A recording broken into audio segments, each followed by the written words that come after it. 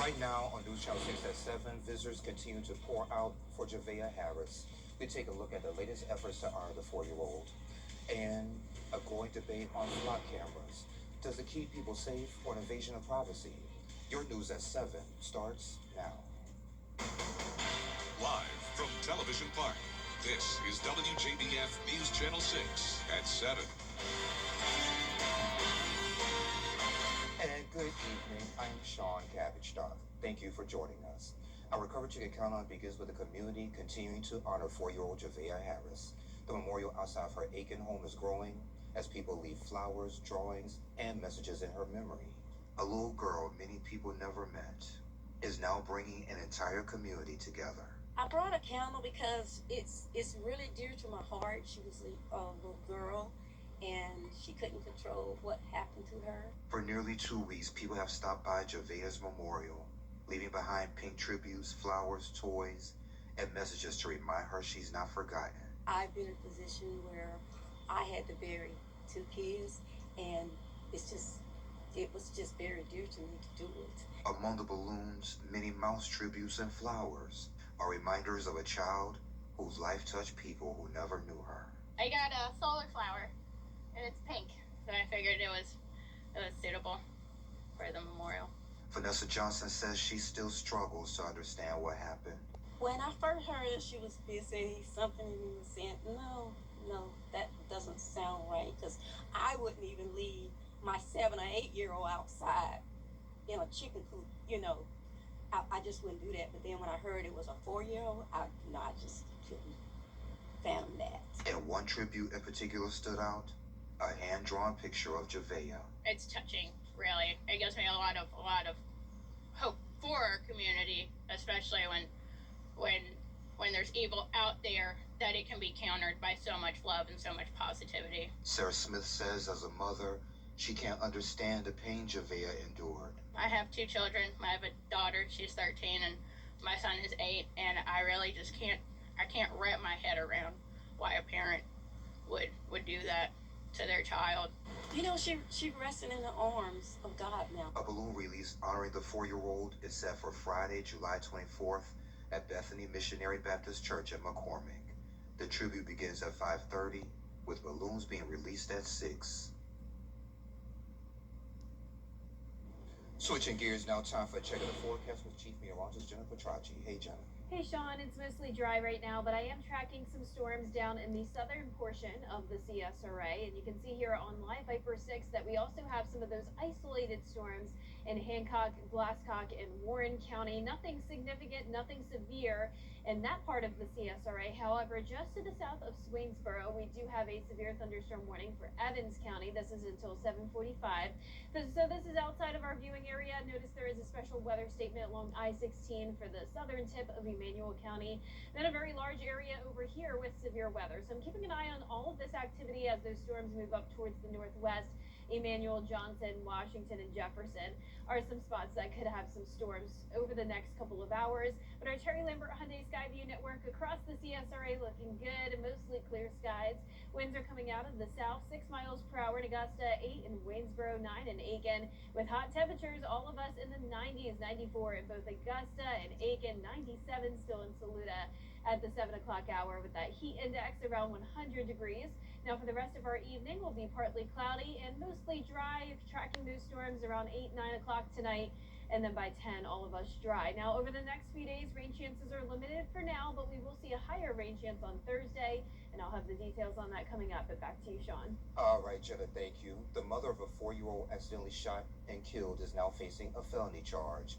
37-year-old Shaquilla Tennyson is charged with culpable negligence. Her son Braden died in Florida after his 4-year-old cousin found a gun in the family car and shot him. The state attorney's office is reviewing the case. Well, flock cameras are showing up more on the roads across the 2 states, but not everyone agrees they're a good thing. The devices are helping law enforcement solve crimes, but they're also raising questions about privacy and oversight. Here's Taylor Farmer.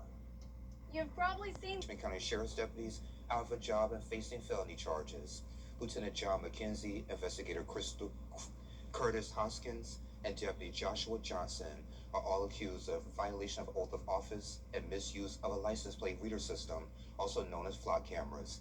Investigators say these former deputies used the flock system for personal reasons.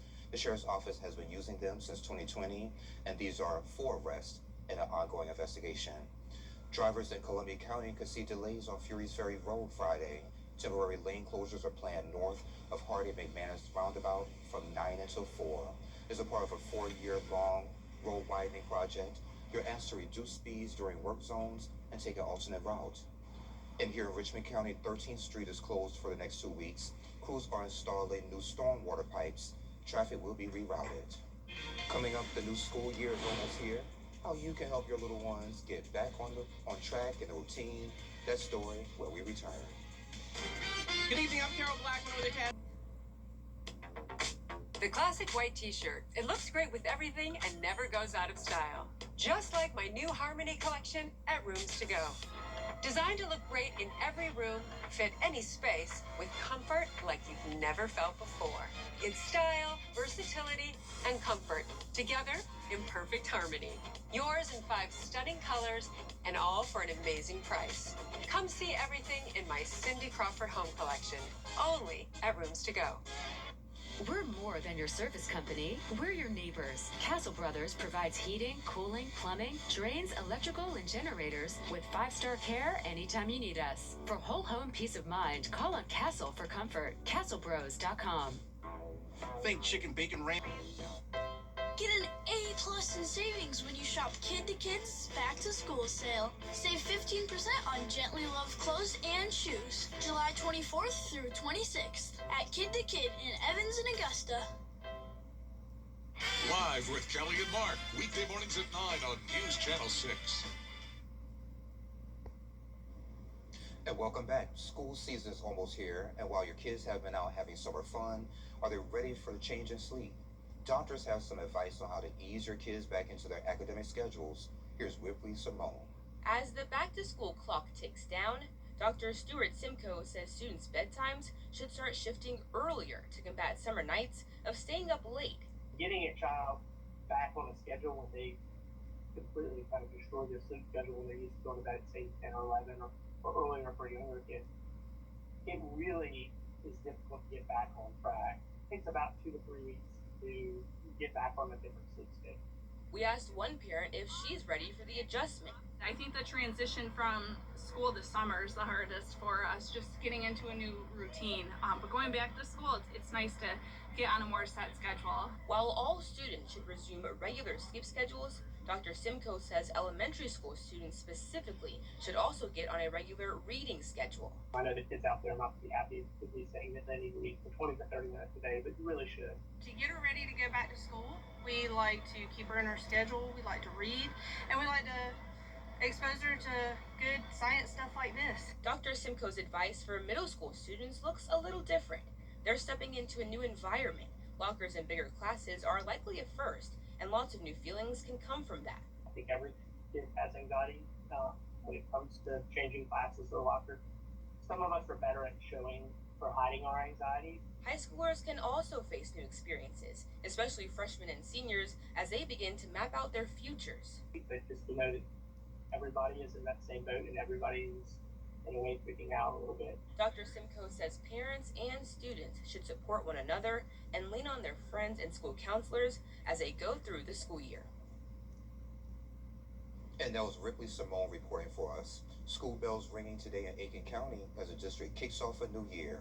The school system serves more than 23,000 students, and school leaders say that back to school is a time where preparation can really pay off. First day back to school is one of my favorite days of the year. It really represents a new beginning, a new opportunity for our students, and we're very excited to welcome them back to a safe, nurturing environment. Our teachers have been working hard all summer to prepare for them, to get classrooms ready, professional development. We're very excited to welcome them back and have a new opportunity for them to take one more step toward their goal in life. Aiken County students are not the only ones returning to class this week. McCormick County students return on Wednesday. We have a few storms around tonight, but overall mostly dry, and that'll be a similar situation for our Tuesday. Staying hot for now as well, but some cooler temperatures to end the week with more rain. I'll have your full Vapor 6 forecast when we return.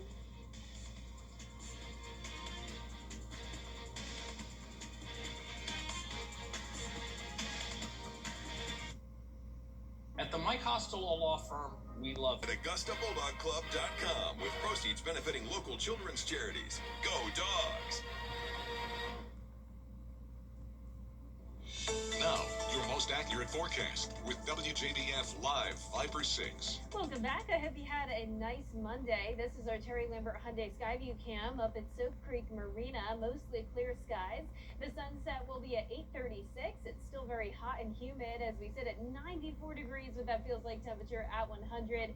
Winds are out of the southwest at 6 miles per hour. We're now down to 87 in Wrightsville, but we had several places get up to 97 degrees today, but cooling down a bit in our southwestern counties with some rain nearby. Also seeing those spotty showers around Washington and Warren counties as well, and Hancock County that is.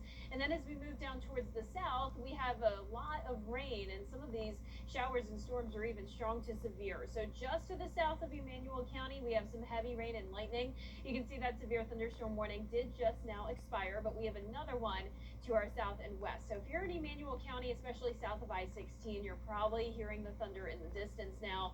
And the storms are actually from the outer rain bands of Tropical Depression 2. So this will likely soon become Tropical Storm Bertha. Could even happen tonight. So notice the track here showing by 2 a.m. tomorrow morning, it will be a tropical storm with winds up to 40 miles per hour, increasing to 50 miles per hour by early Wednesday morning. And it's a very large track, so still some uncertainty with exactly where it will make landfall. But we do have a lot of wind shear, which will help to keep a lot of the heavier rain on the south side of the storm, keeping that heaviest rainfall offshore. However, the Gulf Coast still has that threat of flooding over the next few days as the storm moves towards the west. Now, for us in the CSRA, other than a few of those pop-up storms from those outer rain bands tonight and tomorrow, we're not really seeing any impacts. Notice the rain chances only at 20 to 30% Tuesday and Wednesday, and the rain chances from Wednesday into Saturday and even Sunday are actually because of a cold front moving through that'll stall out over the area. And we'll talk about that in just a moment. But here's our futurecast tonight. Spotty activity from Emmanuel County up to around Washington, Jefferson, Warren.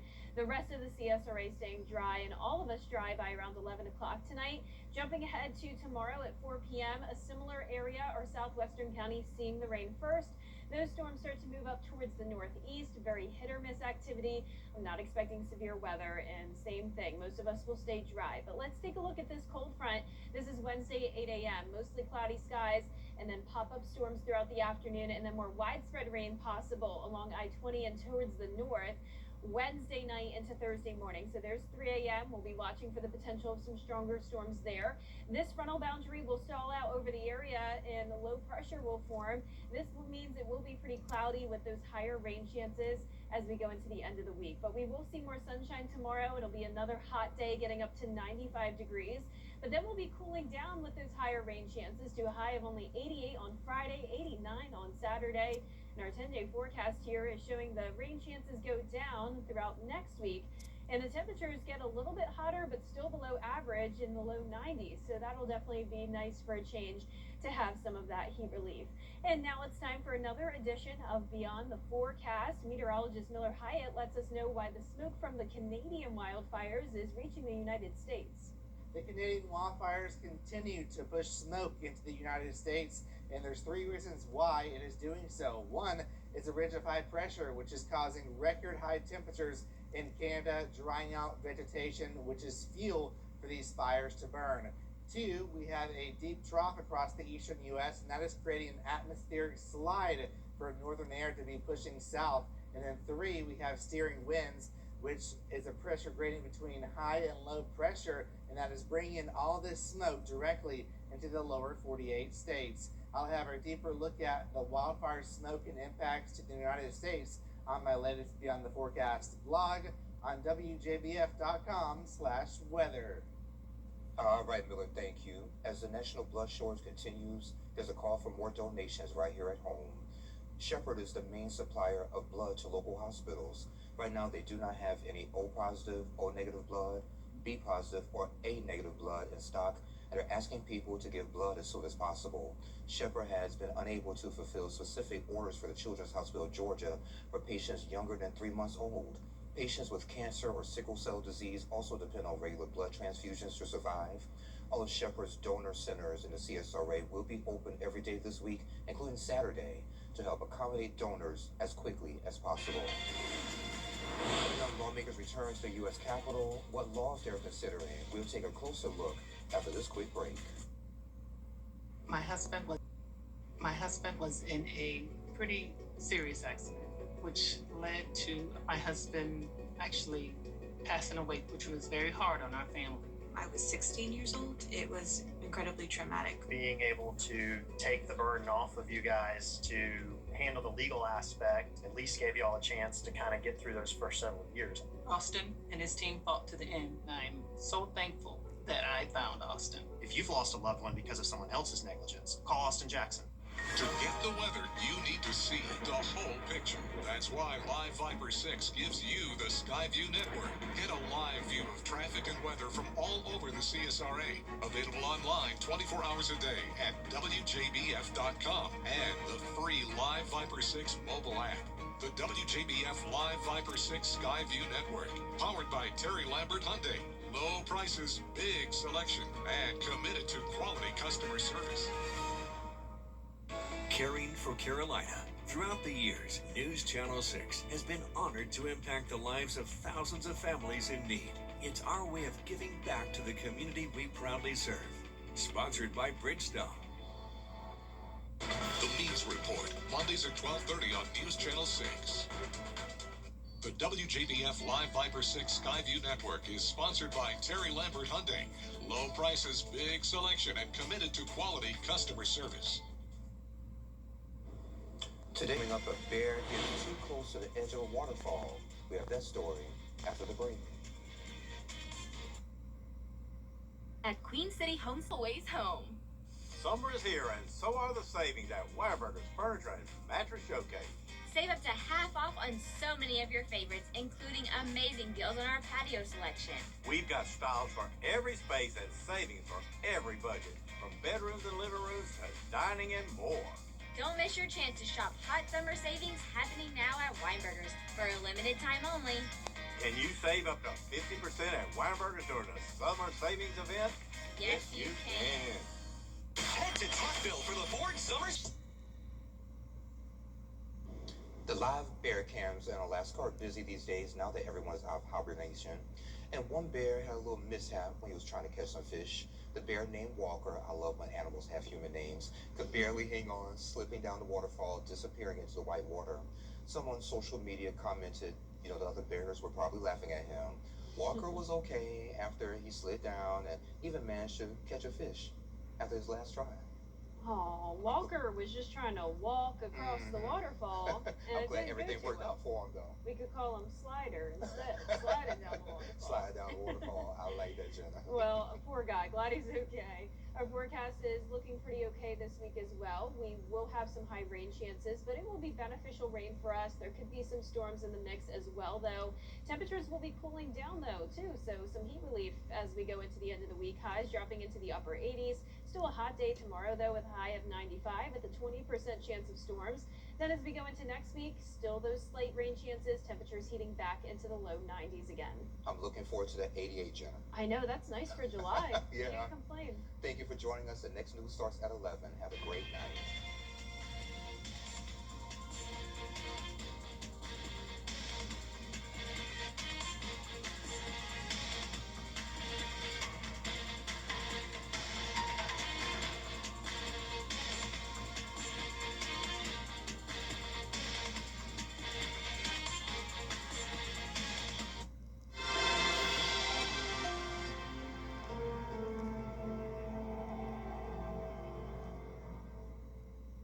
It's bow time.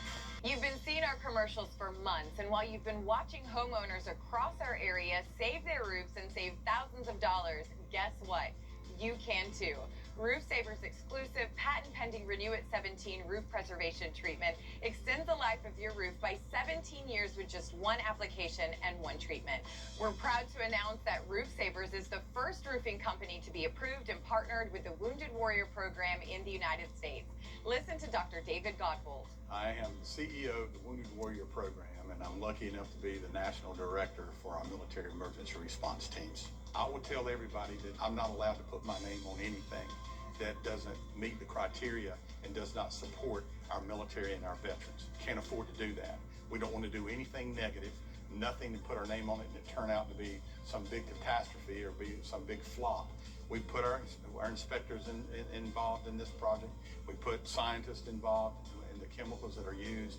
Everything met the criteria. I'll just tell everybody, it's the greatest invention going forward to save your home, your house, your roof. You're not damaging anything. You're not doing anything to the environment. You're not throwing shingles in the trash cans. And insurance companies all over ought to be very excited about this product. Call the number on the screen right now to see if your roof qualifies. America's #1 choice for roof preservation is Roof Savers. Save your roof, save your money. Come see why everyone's talking about WJBF 6 Plus, the CSRA's streaming home to a wide variety of local original programming. Free to download, free to watch. Get WJBF 6 Plus today on your favorite streaming device.